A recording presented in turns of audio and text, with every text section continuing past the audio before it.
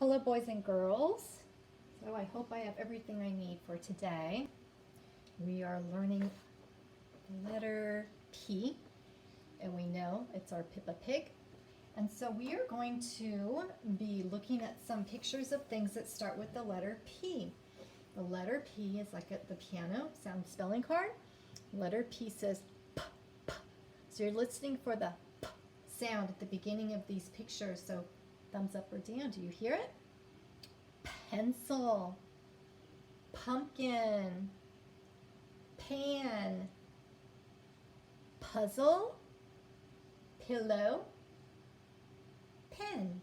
All of these pictures right here where the apple is and the star is, they all have the sound of the letter P at the beginning of the word. But down here, they have it at the end of the word, okay?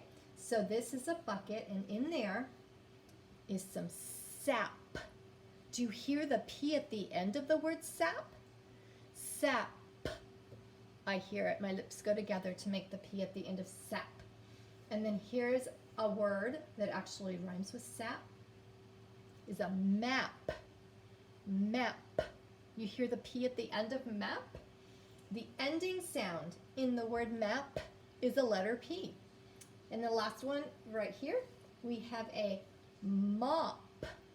Do you hear the P at the end of mop? I do, mop.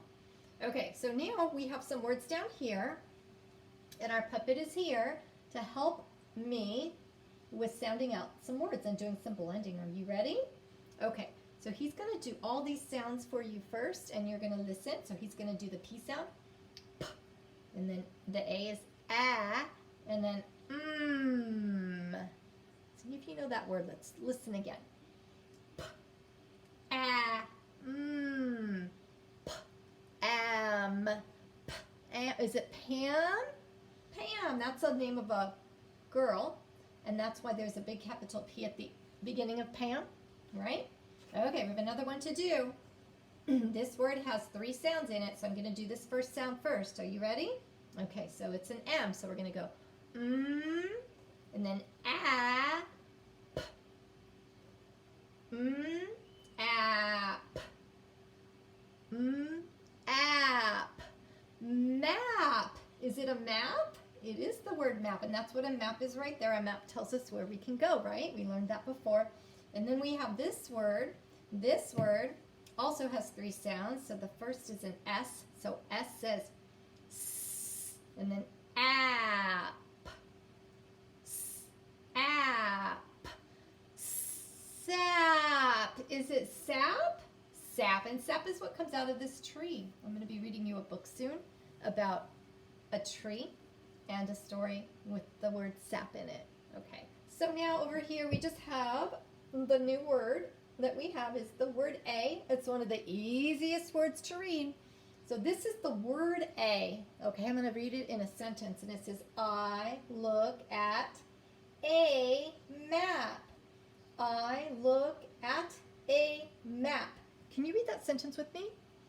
I look at a map. And here's the word A. Let's count how many words we see. 1, 2, 3, 4. There are 5 words right there. When you take the STAR test, everyone gets the question is how many words are in the sentence? We don't count the letters, we count the words. We can tell where the words are because there's spaces between them. Okay, so here's another sentence with the word A. There's the word A, and it's highlighted. It says, Pam can use a ruler. Pam can use a ruler. Can you read that sentence with me? Pam can use a ruler, and that is a ruler. And remember that a ruler is a tool, and that's something else we're doing. Let's count. 1, 2, 3, 4. Oh, there's also 5 in that sentence. Okay, where do I go from here? I brought some pictures of some tools because we are learning some tools, and these tools also begin with the letter P. This is a paddle, and a paddle is a tool to help you on a boat. It helps you move. That's what that tool's used for. So let's do paddle. Paddle starts with P. Good job. And then we're going to do, this is another tool. They put water in there to pour into cups. It's called a pitcher. Can you say it with me? Pitcher. And now you're going to do pitcher with me. Ready? Pitcher starts with P. P, P, P. Good job. Okay, let's see what other tools we have. Ooh, that is a tool to buy things with. So this is a penny. Penny. Do you hear the P in penny? Say it with me. Penny.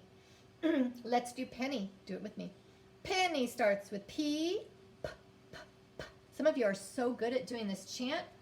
And here is one of my favorite tools. This is paint. Paint. Let's do paint. Paint starts with P. P, P, P. Good job. I still have a couple more. This is a tool to play the piano with. It's a musical instrument, and those are tools too.